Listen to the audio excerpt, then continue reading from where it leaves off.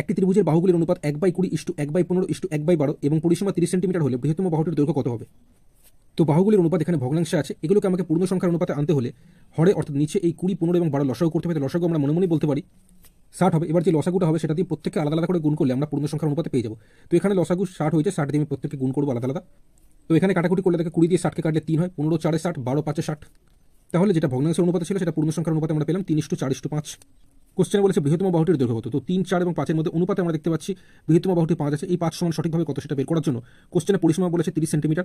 আমরা অনুপাতের দিক দিয়ে পরিসীমা বের করার জন্য তিনটে বাহুর যোগফল করবো। 3, 4, 5 যোগ করলে 12, যেটা সঠিকভাবে কোশ্চেনে পরিসীমা 30 সেমি বলেছে তাই সমান দিয়ে 30 সেমি লিখলাম। ওই নিয়মের মতো এখানে 1 সমান 30/12 হবে। কোশ্চেনে বলেছে বৃহত্তম বাহুটির দৈর্ঘ্য কত, অনুপাতে বৃহত্তম বাহু 5 আছে। তো 1 সমান 30/12 হলে 5 সমান 5-এর সাথে এই 30/12 গুণ করলে উপর নিচ 6 দিয়ে কেটেছে, 6 5 30, 6 2 12। তাহলে উপরে 5 5 গুণ করলে 25/2, 25/2 মানে 25-এর অর্ধেক করলে